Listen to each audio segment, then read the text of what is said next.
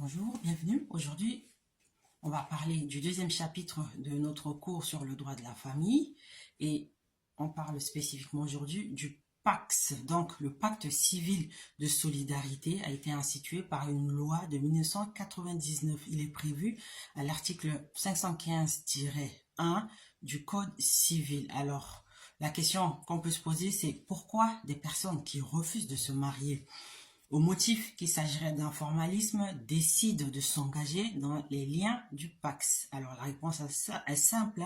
Le PACS, c'est un aménagement du mariage. Donc, il comporte nettement moins d'obligations qu'un mariage.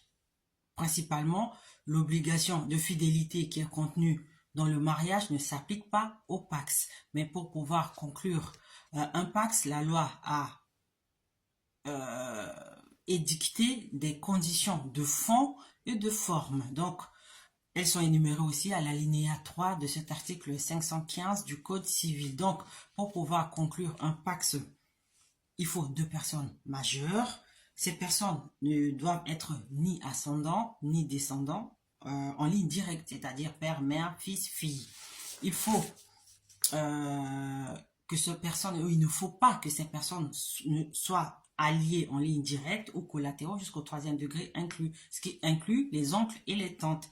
Il ne faut pas que l'une de ces personnes soit déjà engagée dans un mariage ou dans un autre PACS. Donc, on ne peut pas être marié et se paxer ou être déjà paxé et se paxer à nouveau. Il faut soit avoir divorcé, soit avoir rompu le PACS précédent pour pouvoir en conclure un autre. Donc, on voit ici que le législateur a voulu mettre des garde-fous, donc vérifier vraiment qu'il y ait la volonté d'organiser une vraie vie commune. Donc pas uniquement des intérêts communs ou une simple cohabitation, mais vraiment une union intime. Donc cela permet d'éviter les pactes de complaisance. Concernant les conditions de forme, elles sont aussi prévues dans le même texte. Donc, on a d'abord la rédaction de la convention de PACS. Cela signifie qu'avant de se paxer, il faut préalablement avoir rédigé les conditions de cette union. Dans le cas contraire, le PACS ne peut pas être enregistré. Ensuite, il y a la déclaration conjointe, c'est-à-dire que les deux futurs partenaires doivent se présenter physiquement devant l'officier de l'état civil de la commune où ils entendent fixer leur résidence commune. En cas d'empêchement grave, l'officier de l'état civil peut se déplacer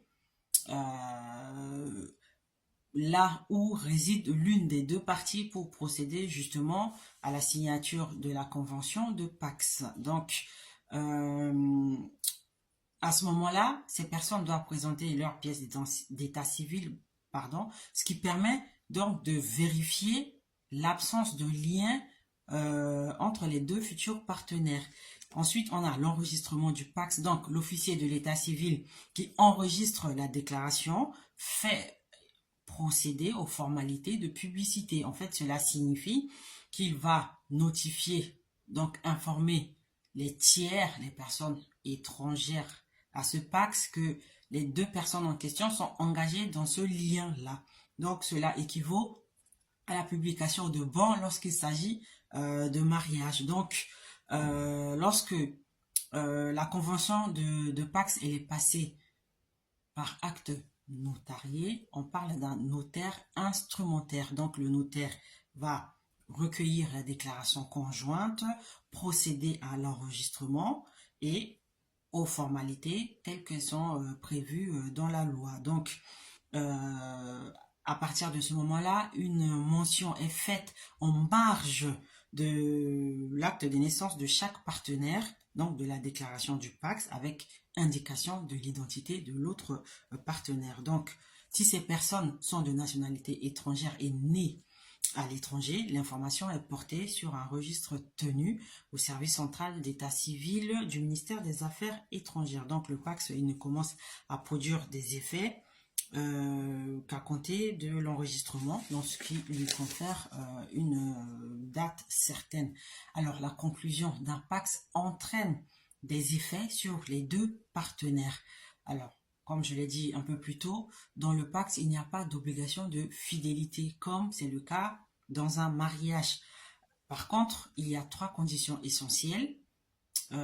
préalable à la conclusion d'un Pacs, c'est l'obligation de vie commune, c'est-à-dire une vie vraiment intime, l'obligation d'aide matérielle mutuelle et l'obligation d'assistance réciproque. Donc, pour les charges, chaque partenaire participe donc à hauteur de ses facultés financières. Cela signifie que chacun paie en fonction de ce qu'il gagne. Donc, si rien n'est prévu à cet effet, ce sera au juge de déterminer le montant de la participation de chacun aux charges du couple. Voilà, c'était tout pour aujourd'hui. Si vous avez des questions, n'hésitez pas à visiter notre page ou à nous contacter aux coordonnées qui y figurent. À bientôt.